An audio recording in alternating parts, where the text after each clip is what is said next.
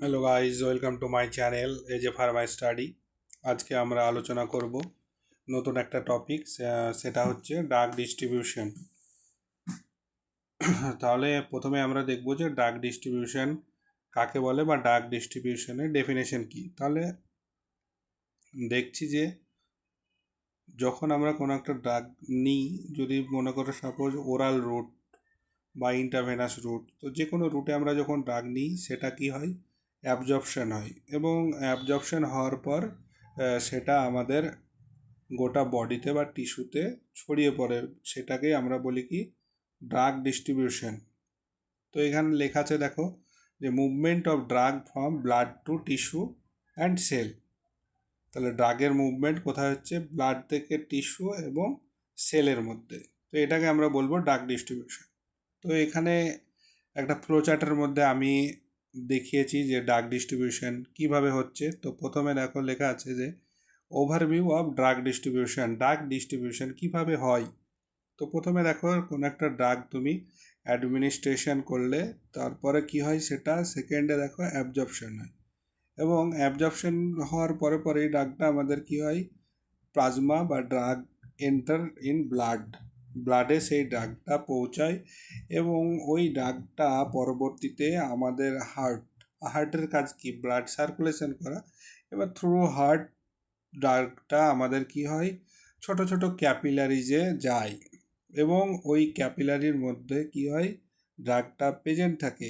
এবার যদি দেখি যে এখানে একটু কনসেপচুয়াল ব্যাপার আছে, যে ড্রাগটা যখন ক্যাপিলারির মধ্যে থাকে, তারপরে ক্যাপিলারির পরে ড্রাগটা যাবে টিস্যুতে, কিন্তু সরাসরি ওই ড্রাগটা কি হয়, ক্যাপিলারি থেকে ডিরেক্টলি আমাদের টিস্যুতে যাবে না, ঠিক আছে। তো সেই জন্য কি হয়, এখানে একটা মেকানিজম আছে, দেখতে পাচ্ছি আমরা যে 4 নম্বর পয়েন্টটা দেখো, যে ক্যাপিলারি এক্সচেঞ্জ। তো এখানে একটা ক্যাপিলারি ড্র করা আছে। তো এখানে দেখো সেটা ব্লাড ক্যাপিলারি এবং ব্লাড ক্যাপিলারি, এবং তার একটা পার্টিকুলার দেখো সেল আছে। তো সেই সেল আর ব্লাড ক্যাপিলারি দুটোর মিডিলের যে স্পেস, সেটাকে আমরা বলি কি, ইন্টারসেলুলার স্পেস, এবং এই ইন্টারসেলুলার স্পেসেই থাকে আমাদের কি, ইন্টারস্টিয়াল ফ্লুইড। তো আমাদের বডি প্রায় 60% বডি ওয়েটের ওয়াটার প্রেজেন্ট থাকে। তো এই ইন্টারস্টিয়াল ফ্লুইডের মাধ্যমে কি হয়, ক্যাপিলারি ওয়াল থেকে এই ইন্টারসেলুলার স্পেসে ব্লাডের পরে ড্রাগটা এখানে আসে, এবং আমাদের পার্টিকুলার কোনো সেল বা টিস্যু ওই ড্রাগটা অ্যাবজর্পশন করে নেয়। তাহলে ইন্টারস্টিয়াল ফ্লুইডের পরে আমাদের সেলের মাধ্যমে কি হয়, ড্রাগসটা চলে যায়। তাহলে দেখো এখানে লেখা আছে যে ইন্টারস্টিয়াল ফ্লুইড, এবং সেখান থেকে আমাদের সেল কি হয়, পারমিবিলিটি হয়। এবার আমরা আগে থেকেই জানি যে আমাদের সেল হচ্ছে লিপিডকে, বা সেল মেমব্রেন লিপিডকে খুবই ভালোবাসে, লিপিডকে পারমিবিলিটি দেয়। তো যেগুলো আমাদের লিপিড সলিউবল ড্রাগ, বা তোমার যেটাকে বলি আমরা কি আবার আয়োনাইজড ড্রাগ বা নন পোলার ড্রাগ, সেই ড্রাগগুলো সহজে আমাদের সেলের মধ্যে এন্ট্রি নিয়ে নেয়। তো এখানে এবার 1 নম্বর পয়েন্টে যখন আসবো, দেখো যে ড্রাগ এন্টার্স ইন্টারস্টিয়াল ফ্লুইড, তারপরে দেখো লেখা আছে cross cell membrane. Cell membrane যখন পাস করে যায়, তখন কি ইন্টারসেলুলার ফ্লুইডে মধ্যে চলে যায়, এবং পার্টিকুলার কোনো একটা রিসেপ্টরের সাথে আমাদের ড্রাগটা বাইন্ডিং হয়, এবং ফার্মাকোলজিক্যাল এফেক্ট শো করে। তো এটাই হচ্ছে ড্রাগ ডিস্ট্রিবিউশনের মেন মেকানিজম। তাহলে আমরা দেখলাম কি, প্রথমে একটা ড্রাগ কি হলো, অ্যাডমিনিস্টার করলাম, সাপোজ মনে করো ওরাল রুটে, এবং সেখান থেকে কি হলো, ড্রাগটা এবার অ্যাবজর্পশন হলো। অ্যাবজর্পশন হওয়ার পর ড্রাগটা কি কোথায় যাবে, সেটা থ্রু ব্লাডের মাধ্যমে ক্যাপিলারিতে গেল।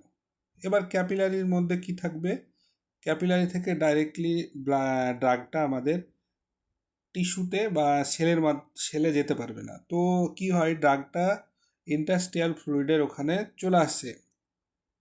সেখানে আসার পর কি হয়, যে ইন্টারস্টিয়াল ফ্লুইডের আসার পর যে আমাদের সেল মেমব্রেন থাকে, সেখানে পারমেবিলিটি পাই, যেমন হচ্ছে লিপিড সলিউবল ড্রাগ, বা যেটা আনআয়নাইজড ড্রাগ বা নন পোলার ড্রাগ, সেগুলো পারমেবল পেয়ে আমাদের পার্টিকুলার কোনো একটা টিস্যুতে প্রবেশ করে বা সেলে এন্টার করে, এবং সেখানে রিসেপ্টরের সাথে বাইন্ডিং হয় এবং একটা ফার্মাকোলজিক্যাল এফেক্ট শো করে। এবার এখানে 2 নম্বরে দেখো বডি ফ্লুইড কম্পার্টমেন্ট। তাহলে এখানে একটু যে ইন্টাস্ট্রিয়াল ফ্লুইড তো এইটা নিয়ে একটু ডিটেলসে একটু বলি। তো আমাদের যে বডি ওয়েট তার প্রায় 60% ওয়াটার নিয়ে তৈরি, মানে প্রেজেন্ট থাকে, ঠিক আছে। তো এবার এই যে ওয়াটার, তো এই ওয়াটারকে আমরা কি করব, যে 2 ভাগে ভাগ করব। একটা হচ্ছে ইন্টারসেলুলার ফ্লুইড আর হচ্ছে extra cellular fluid. Intercellular fluid হচ্ছে কি 3 ভাগের 2 ভাগ থাকে, আর 3 ভাগের 1 ভাগ থাকে এক্সট্রা সেলুলার ফ্লুইড।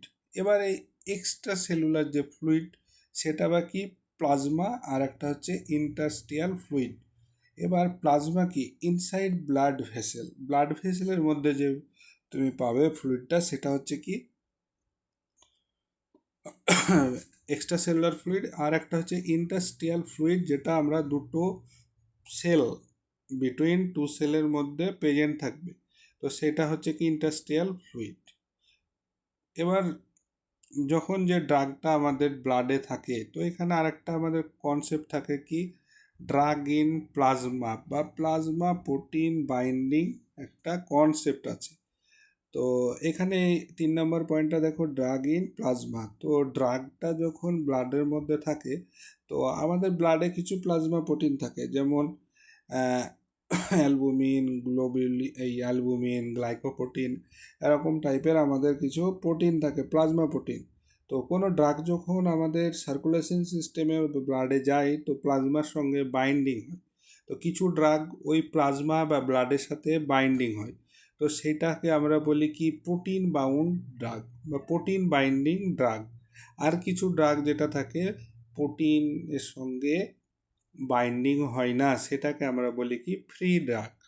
এবার কি হয়, এই যে ফ্রি ড্রাগ সেটা কি হয়, সে সহজে ব্লাড থেকে চলে যায় এবং আমাদের পার্টিকুলার কোনো টিস্যুতে পৌঁছায় এবং সেল মেমব্রেনকে ক্রস করে এবং কোনো একটা রিসেপ্টরের সাথে বাইন্ডিং হয় এবং মেটাবলিজম হয় পরবর্তীতে, তারপরে এক্সক্রিশন হয়ে বাইরে বেরিয়ে যায়।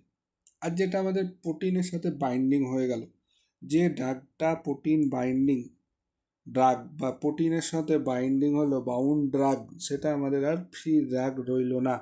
ফলে সেটা কি হয়, পার্টিকুলার কোনো সেলে যায় না এবং সে ওই ব্লাড থেকে খুবই তাড়াতাড়ি যায় না। ফলে কি হয়, সেই ড্রাগটা আমাদের act as a reservoir, storage কন্ডিশনে থেকে যায় এবং পরবর্তীতে আবার আস্তে আস্তে রিলিজ হয় এবং অ্যাকশন শো করে।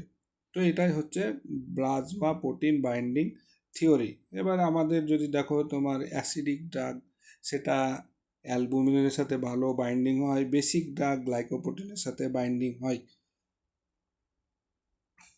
এবার দেখো যে ড্রাগ 5 নম্বর দেখো যে প্যাসিভ ডিফিউশন। প্যাসিভ ডিফিউশনে কী হয়, ড্রাগ হাই কনসেন্ট্রেশন থেকে লো কনসেন্ট্রেশনের দিকে ড্রাগের মুভমেন্ট হয়, তো এটাকে বলা হয় আমাদের কি প্যাসিভ ডিফিউশন। এবার এই যে ড্রাগ ডিস্ট্রিবিউশন হচ্ছে, এই ড্রাগ ডিস্ট্রিবিউশন কিছু ফ্যাক্টরের ওপর ডিপেন্ডেন্ট করে। তো এখানে 6 নম্বর ফ্যাক্টরটা দেখো, তো এখানে আমরা দেখতে পাবো যে কি কি ফ্যাক্টর ড্রাগ ডিস্ট্রিবিউশনকে এফেক্ট করছে। তো প্রথমেই দেখো যে ব্লাড ফ্লো। এবার ব্লাড ফ্লো যদি আমাদের বেশি বেশি হয়, মানে ভালো, মোর ব্লাড ফ্লো, মানে ব্লাড ফ্লোর যত বেশি হবে তত ডিস্ট্রিবিউশন ভালো হবে। তারপর হচ্ছে ক্যাপিলারি পারমেবিলিটি। এই ক্যাপিলারি থেকে কি হবে, ক্যাপিলারি থেকে পরবর্তীতে ইন্টারসেলুলার স্পেসে আমাদের ড্রাগটা আসবে, যেটা ইন্টারস্টিয়াল ফ্লুইড যেখানে আছে সেখানে। কিন্তু এর জন্য কি হয়, পারমিবিলিটি দরকার। তো যত পারমিবিলিটি হবে, ক্যাপিলারি পারমিবিলিটি যত ভালো হবে, বেশি হবে, তাহলে ড্রাগটা বেশি অ্যামাউন্টে আসবে এবং আমাদের ডিস্ট্রিবিউশন বেশি হবে। লিপিড সলিবিলিটি, যে ড্রাগ যত বেশি লিপিড সলিবেল হবে অর্থাৎ নন পোলার হবে, সে বেশি পারমিবিলিটি পাবে এবং বেটার মেমব্রেন ক্রসিং হবে এবং তাড়াতাড়ি খুবই ভালোভাবে ড্রাগটা ডিস্ট্রিবিউশন হবে। এবার যদি দেখো আয়োনাইজেশন, আয়োনাইজেশনের ক্ষেত্রে আমি কি বললাম, যেটা নন আয়োনাইজ ফর্ম, সেটা কি হয়, ডিস্ট্রিবিউশন খুবই ভালো হয়। আর আয়োনাইজ যে ড্রাগ, সেটা ডিস্ট্রিবিউশন হয় না। মলিকুলার সাইজ, যদি তোমার ছোট স্মল মলিকুলার সাইজ হয় তাহলে ডিস্ট্রিবিউশন বেশি হবে। প্লাজমা প্রোটিন বাইন্ডিং যদি হয়, মোর বাইন্ডিং অ্যাফিনিটি যদি বেশি হয় তাহলে ওর ডিস্ট্রিবিউশন লেভেল কী হবে, কমে যাবে। টিস্যু বাইন্ডিং, যদি টিস্যুর সাথে কিছু ড্রাগ আমাদের বাইন্ডিং হয় তাহলে যেমন হচ্ছে ফ্যাট, বোন, মাসেল, তাহলে আমাদের কী হবে, ডিস্ট্রিবিউশন কমে যাচ্ছে। ঠিক আছে, এবার আমাদের স্পেশাল কিছু ব্লাডের ব্যারিয়ার থাকে আমাদের, যেমন স্পেশাল ব্যারিয়ার যেমন হচ্ছে কি ব্লাড ব্রেন ব্যারিয়ার। তো এখানে দেখব যে ব্লাড ব্রেন ব্যারিয়ার আছে। তো 7 নম্বর পয়েন্টটা দেখো, এই যে ব্লাড ব্রেন ব্যারিয়ার, প্রথমে এরা কি থাকে, একটা আমাদের আপার সারফেসের যদি দেখো সেখানে একটা টাইট জাংশন থাকে, তার ফলে কী হয়, সমস্ত ড্রাগকে এই ব্লাড ব্যারিয়ার কিন্তু পারমিবিলিটি দেয় না। এবং এই বিবিবি যেটাকে বলছি ব্লাড ব্রেন ব্যারিয়ার, এটা কি করে, বাইরের কোনো টক্সিন বা কোনো ড্রাগ সেটাকে পারমিবিলিটি দিবে না, এবং এখানে একমাত্র যেটা লিপিড সলিউবল ড্রাগ সেটাই কিন্তু পারমিবিলিটি পায়, এবং কিছু স্মল সাইজের ড্রাগ। আর হচ্ছে কি প্লাসেন্টাল ব্যারিয়ার, যেখানে আমাদের কি বলি ফিটাস থাকে, ভ্রূণ থাকে, মাতৃত্ব অবস্থাকালীন যখন প্লাসেন্টা ব্যারিয়ার দেখা যায়, তো ওখানে আমাদের সমস্ত ড্রাগ কিন্তু ওখানে দেওয়া যায় না। ওই যখন প্রেগনেন্সির টাইম চলে, যখন ফেটাস থাকে, তো ওইখানে কি হয়, কিছু কিছু ড্রাগ বা অনেক ড্রাগ থাকে যেগুলো আমাদের প্লাসেন্টা ব্যারিয়ারকে ক্রস করে নেয়। তো ওই সমস্ত যে ড্রাগগুলো ওই প্লাসেন্টা ব্যারিয়ার ক্রস করে নেয়, তো তার ফলে কিছু একটা এফেক্ট দেখতে পাই, তো সেটাকে আমরা বলি কি টেরাটোজেনিসিটি বা টেরাটোজেনিক এফেক্ট। এবার যে ড্রাগটা ওই টেরাটোজেনিসিটি দেখায়, তো সেটাকে বলি আমরা কি টেরাটোজেন। এবার এখানে দেখো যে 8 নম্বর পয়েন্ট, যেটা কি হয়, যে টিস্যু বাইন্ডিং বা স্টোরেজ। কিছু ড্রাগ থাকে আমাদের, কি বললাম আগে বলেছিলাম, ডিজার্ভার হিসাবে কাজ করে। তো কিছু ড্রাগ যেমন ফ্যাটে অ্যাবজর্ব হয়, ফলে কি হয়, পরবর্তীতে আবার অ্যাকশন করে। কিছু ড্রাগ বোনে অ্যাবজর্ব হয়, যেমন টেট্রাসাইক্লিন, মাসেলে যেমন হয় ডিজক্সিন। তো এইগুলো হচ্ছে ড্রাগের বাইন্ডিং বা টিস্যু বাইন্ডিং বা স্টোরেজ কন্ডিশন। এবার হচ্ছে রিডিস্ট্রিবিউশন। এখানে কি হয়, drug moves from highly perfused organ to less perfused tissue. যেমন হচ্ছে দেখো থায়োপেন্টাল, এখানে কি হয়, এন্টার্স ব্রেন কুইকলি এবং পেশেন্ট স্লিপস। এই যে থায়োপেন্টাল, এই ড্রাগটা কি হবে, প্রথমে ব্রেনে তাড়াতাড়ি যাবে এবং একটা এফেক্ট শো করবে, ফলে তুমি কি হবে, পেশেন্টের ঘুম ঘুম ভাব হবে। তারপরে এই কি হয়, কিছু যে ড্রাগ থাকে সেই ড্রাগটা আবার মাসেল এবং ফ্যাটে যায়। এই ড্রাগটা পরবর্তীতে আবার কি হয়, এই মাসেল বা ফ্যাটে যখন যাচ্ছে, তো কি হয়, প্রথমে ড্রাগটা কোথায় গেল, আমাদের ব্রেনে, কিন্তু ব্রেন থেকে ওই ড্রাগটা আবার লিভ ব্রেন, এবং সে যাচ্ছে কোথায়, moves to muscle and fat. এই মাসেল এবং ফ্যাটে যাচ্ছে, তো ফলে কি হচ্ছে, পেশেন্টের ওয়েক আপ হচ্ছে, মানে ঘুম থেকে জেগে যাচ্ছে। তো এটাই হচ্ছে কি ড্রাগের রিডিস্ট্রিবিউশন। এবার একটা টার্ম পাবো যে হচ্ছে কি ভলিউম ডিস্ট্রিবিউশন। যখন আমরা কোনো একটা ড্রাগের আমরা দেব, তো যে amount of drug in body, মানে আমি কতটা অ্যামাউন্টের অফ ড্রাগ বডিতে দিয়েছি এবং তার প্লাজমা কনসেন্ট্রেশন, তাহলে amount of drug in body by plasma concentration ড্রাগের, সেটাই হচ্ছে কি ভলিউম অফ ডিস্ট্রিবিউশন। যদি লো ভলিউম অফ ডিস্ট্রিবিউশন হয় তাহলে ড্রাগ প্লাজমাতে আছে, আর যদি হাই ভলিউম ডিস্ট্রিবিউশন হয় তাহলে ড্রাগ কোথায়, টিস্যুতে চলে গেছে। ঠিক আছে, তো এটাই হচ্ছে ভলিউম ডিস্ট্রিবিউশনের কনসেপ্ট। এবার এখানে একটা শর্টকাট ফ্লোচার্টের মধ্যে যদি আমরা দেখে নিই যে ডিস্ট্রিবিউশন প্রসেস কিভাবে হচ্ছে। তো প্রথমে দেখো একটা ড্রাগ অ্যাডমিনিস্টার করলাম, সেটা ওইখানে যে রুটটা আছে সেটা কি ওরাল রুট, তারপরে অ্যাবজর্পশন হলো আমাদের ইন্টেস্টাইনে গিয়ে, তারপরে কি হলো, ড্রাগটা প্লাজমাতে গেল এবং আমাদের ব্লাডের কি হলো, সার্কুলেটরি সিস্টেম ব্লাড সার্কুলেশন করে দিল। পরে ছোট ছোট ক্যাপিলারিতে চলে গেল, যেখানে টিস্যু থাকে, টিস্যুতে পারমেবিলিটিতে জন্য ডাক আমাদের যে ব্লাড সার্কুলেশনে কি থাকে, ছোট ছোট ক্যাপিলারি থাকে। ক্যাপিলারির পরবর্তীতেই যে টিস্যু থাকে সেখানে আমাদের ডাকগুলো অ্যাবজর্পশন হয়।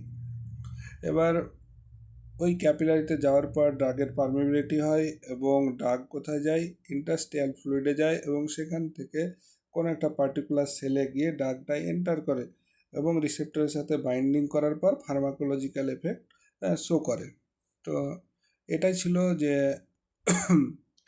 ডিস্ট্রিবিউশন অফ ড্রাগ, কীভাবে আমাদের ড্রাগে ডিস্ট্রিবিউশন হচ্ছে, ফুল প্রসেস।